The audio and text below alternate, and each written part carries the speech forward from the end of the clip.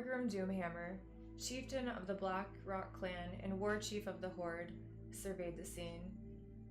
He stood near the center of Stormwind as his warriors destroyed the once great city around him. Everywhere he turned, there was destruction and devastation. Buildings burned despite being made of stone. Bodies and rubble littered the street. Blood flowed across the flagstones, pooling here and there. Screams indicated that survivors had been found and were being tortured. Doomhammer nodded. It was good. Stormwind had been an imposing city and a powerful obstacle. For a time, he had not been sure they could topple its great walls or overwhelm its stalwart defenders. Despite the Horde's superior numbers, the humans had fought back with skill and determination. Doomhammer respected them for that, and they had been worthy opponents. Yet they had fallen, as all must, before his people's might. The city had been breached, its defenders killed or run off, and now this land was theirs. This rich, fertile land, so like their own homeworld had been before the cataclysm, before Gul'dan and his folly had destroyed it. Doomhammer's thoughts turned grim, and his grip tightened on the fabled hammer. Gul'dan, the treacherous shaman-turned-warlock, had caused more trouble than he was worth. Only his opening to the rift to this new world had saved him from being torn apart or enraged by clansmen. Yet somehow the schemer had turned even that to his advantage. He had taken control of Blackhand, or perhaps he had always had it. Doomhammer had watched his former chieftain for years and knew the massive orc warrior had been smarter than he let on, but not smart enough. And by playing to Blackhand's ego, Gul'dan had swayed him and taken control. He had been behind the plan to unite the clans into the Horde. Doomhammer was sure of that. And Gul'dan's Shadow Council had ruled them from behind the scenes, advising Blackhand in such a way that he never realized they were in fact issuing orders. Doomhammer grinned. That, at least, was ended now. He had not been pleased at being forced to kill Blackhand. He had been the war chief's second, and sworn to fight beside him, not against him. But tradition allowed a warrior to challenge his chieftain for supremacy, and Doomhammer had been finally forced to take that route. He had won, as he knew he must. And with that blow, he crushed Blackhand's skull, as he had taken control of their clan and of the Horde. That had left the Shadow Council to deal with, and that had been a pleasure. He chuckled at the memory. Few orcs had even known of the council's existence, much less of its membership and sanctuary. But Doomhammer had guessed whom to ask. The half-orc Garona had been tortured into revealing the council's location. No doubt her non-orc blood made her too weak to withstand much. The look on the warlock's faces as he had burst in their meetings had been priceless. Even more so, their expressions as he had advanced through the room, slaughtering them left and right. Doomhammer had shattered the power of the Shadow Council that day. He would not be controlled as Blackhand had. He would choose his own battles and make his own plans, not to increase anyone's power, but to ensure his people's survival. As if thinking of him had been a summons, Doomhammer spotted two figures approaching him down the broad, bloodied street. One was shorter than the average orc, the other far taller and with a strange shape. Doomhammer knew them at once, and his lips curled away from his tusks in a sneer. "Have you completed your task then?" he called out as Gul'dan and his lackey Cho'Gall approached. He kept his gaze on the warlock, barely sparing a sharp glance at his hulking subordinate. Doomhammer had fought ogres all his life, as had most orcs. He had been disgusted when Blackhand had forged an alliance with the monstrous creatures, though he admitted they had their use in combat. But he still did not like or trust them, and Cho'Gall was worse than most. He was one of that rare breed, the two-headed ogre, and had far more intelligence than his brutish brethren. Cho'Gall was a mage in his own right, and the idea of an ogre with such power filled Doomhammer with dread. Plus, Cho'Gall had gained control of the Twilight Hammer clan and showed the same fanaticism as the orcs who followed him. That made the two-headed ogre very dangerous. Not that Doomhammer would ever let such concern show, but he kept his grip on his hammer tight whenever the ogre mage was near. "I have not, noble Doomhammer," Gul'dan replied, stopping beside him. The warlock looked thin, but otherwise no worse for his months-long slumber. "But I have at last shaken off the last effects of my prolonged slumber, and I bring powerful news drawn from that same long repose." "Oh, your sleep has brought you wisdom." "It has shown me the path to great power," Gul'dan admitted, lust clear in his eyes. But Doomhammer knew it was not ordinary lust, not for females or fine food or wealth. Gul'dan thought only of power and would do anything to obtain it. His actions on their own world had proven that. "Power for you or for the Horde?" Doomhammer demanded. "For both," the warlock replied. His voice dropped to a sly whisper. "I have seen a place, ancient beyond imagining, older even than the sacred mountain of our home world. It lies deep beneath the waves, and within it rests a power that could reshape this world. We could claim it as our own, and none can stand against us." "None can stand against us now," Doomhammer growled back, "and I prefer the honest might of hammer and axe to whatever foul sorceries you have uncovered. Look at what your scheming did to our world, and to our people, the last time. I will not have you destroy them further or wreck this new world just as we have begun to conquer it." "This is far greater than your desires," the warlock snapped, his temper brushing aside any pretense of servility. "My destiny lies beneath the water, and there is little you can do to stop that. This horde is but the first step in our people's path, and it shall be I who lead them beyond here, not you." "Have a care, warlock," Doomhammer replied, his hammer coming up to tap Gul'dan lightly on the cheek. "Remember what happened to your precious Shadow Council. I can crush your skull in an instant, and then where will your destiny lie?" He glowered up at the towering Cho'Gall. "And do not think this abomination will save you," he snarled, raising the hammer higher and laughing as the ogre mage stepped back, fear washing across both faces. "I have felled ogres before, even the Gron. I can and I will do so again." He leaned in close. "Your goals are no longer important, only the Horde matters." For an instant he saw anger flicker in Gul'dan's eyes and thought the warlock might not back down. And a part of him rejoiced. Doomhammer had always admired and feared his people shaman,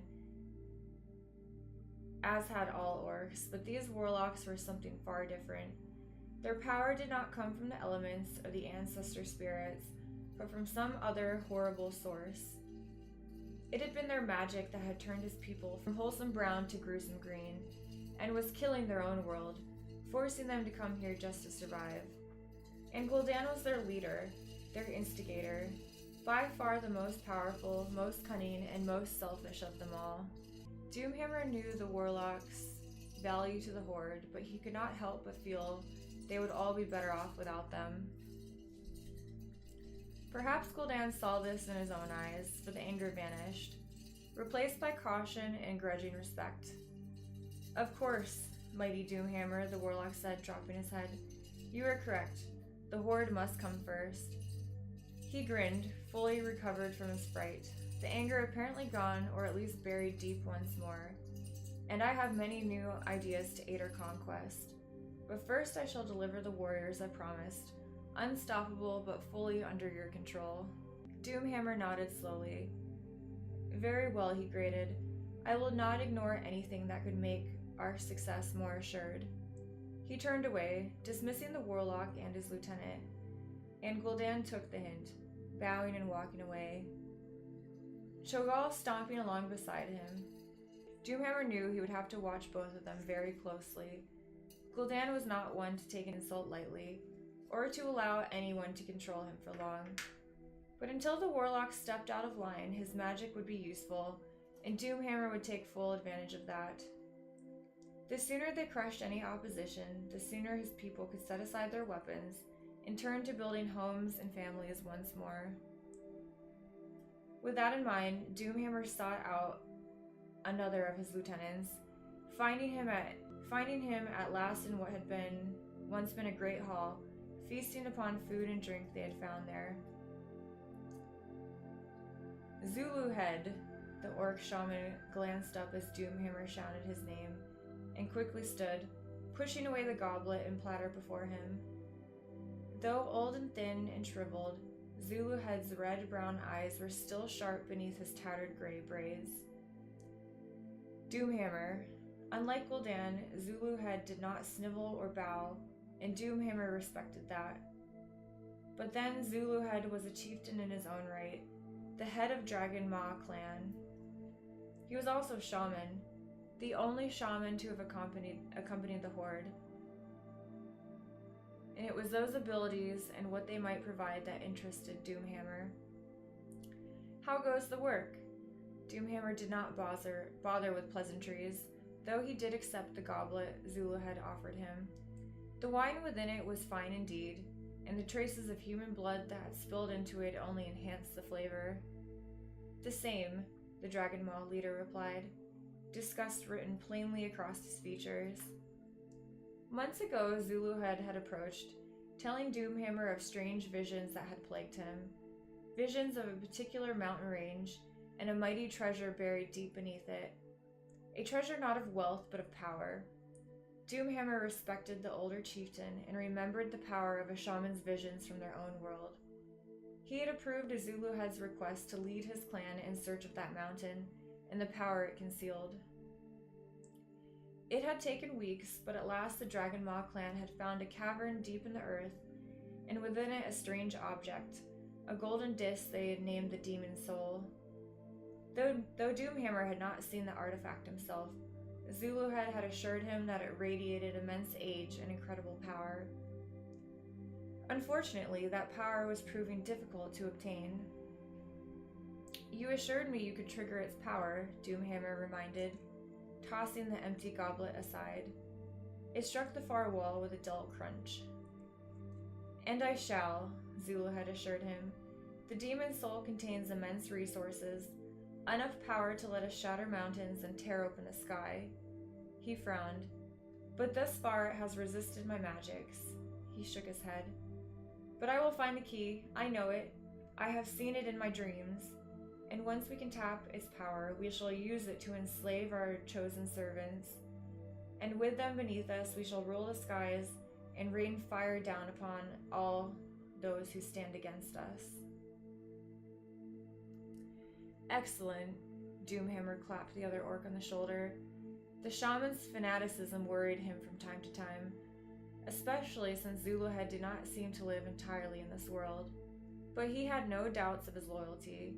That was why he had supported the old orc's quest, when he had spurned Gul'dan's request to embark on a similarly vision-based search for power. Doomhammer knew that whatever else, Zuluhead would not turn against him or their people. And if this demon soul could do what Zuluhead had promised, if it enabled the shaman to make his own visions a reality, it would indeed ensure the Horde's superiority in battle. Send word when all is ready. Of course, Zuluhead saluted him with his own goblet, which he refilled from a blood-smeared golden pitcher. Doomhammer left the shaman to his celebration and resumed his wanderings through the fallen city. He liked to see what his warriors were doing firsthand, and he knew that seeing their leader walk among them gave the others a sense of him as one of them, bonding them to him even more tightly. Blackhand had known that as well, making sure his orcs saw him as a fellow warrior, as well as a chieftain, and later war chief. And it was one of the lessons Doomhammer had learned from his predecessor. His meeting with Zuluhead had wiped away the sour taste Gul'dan left in his mouth, and as he stalked through the streets, Doomhammer found his spirits high. His people had achieved a great victory here and deserved to celebrate. He would let them enjoy themselves for a few days, then they would move on to the next target. Gul'dan watched Doomhammer from a few buildings away. What are he and Zuluhead planning? He demanded, not turning away from glaring at the war chiefs retreating back. I do not know, Cho'Gall admitted. They have been secretive about it. I know it involves something the Dragon Moth found in the mountains. Half their clan is there now, but I do not know what they are doing.